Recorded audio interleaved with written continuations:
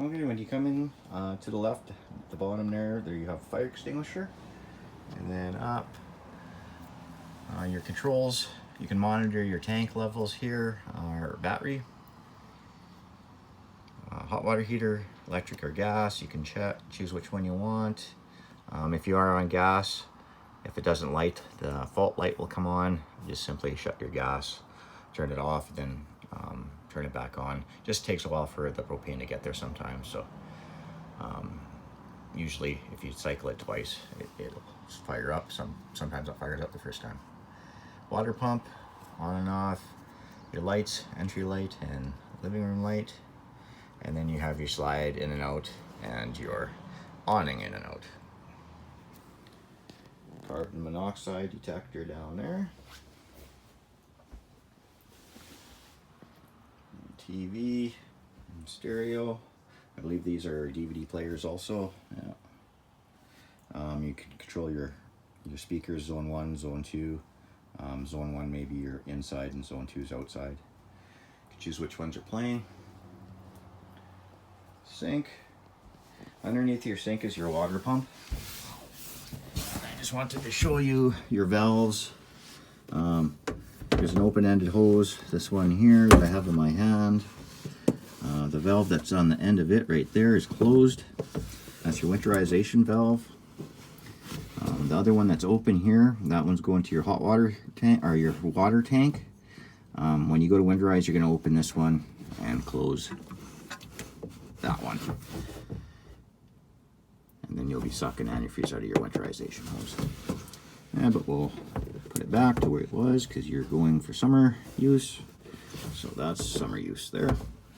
There is a little cover that goes over top of there too. I took it off just so you could see the hot water heater, or the water pump. Propane oven and stove. Microwave. You need to be plugged in for your microwave to work. It's only 110. Your fan and your light for your range. Fridge controls are on the inside up top in the freezer.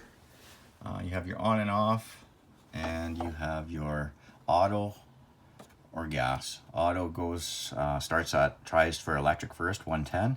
If there's no 110, it automatically switches to gas. If you go to gas, it's strictly gas. The check light will come on if it tried for gas and it didn't light. It's the same thing as the hot water heater. Sometimes it takes a while for the propane to get there, so if that happens, just turn it off and turn it back on again and let it do its cycle.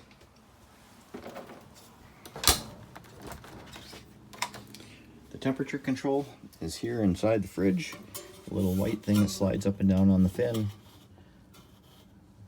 Up is cooler, down is warmer. You don't have to move it a whole bunch for it to make a difference.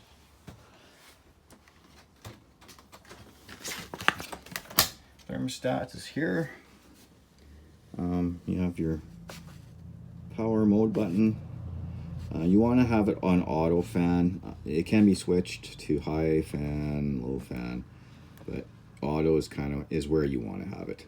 We've had it where if it wasn't on auto, air conditioning and the furnace tried kicking in both at the same time, so keep it on auto, and then you can go scroll to your air conditioning or your furnace or your back off, and then temperature controls is there. Underneath your bottom bunk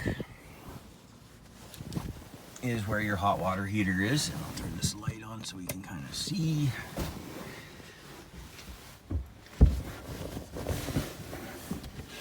Here's a panel.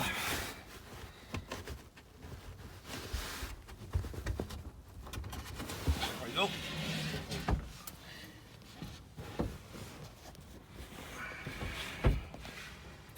So you have two valves. When there's pointing toward the hot water heater, that's summer use, it's feeding the hot water heater.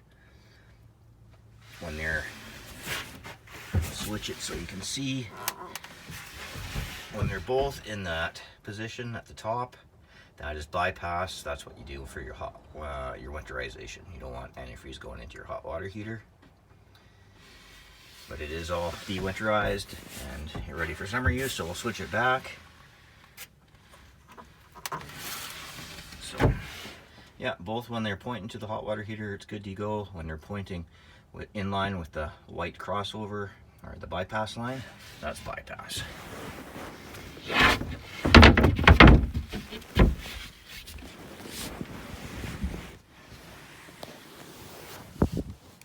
Okay.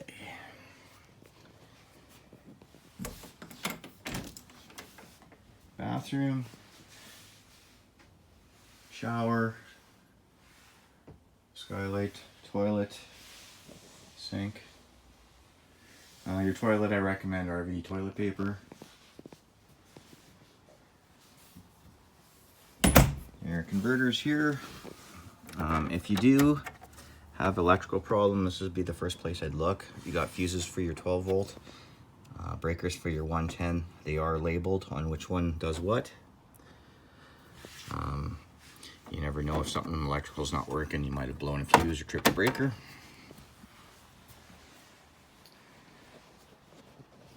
In your slide, I have your dinette table pulled down right now. This is how you want it for travel.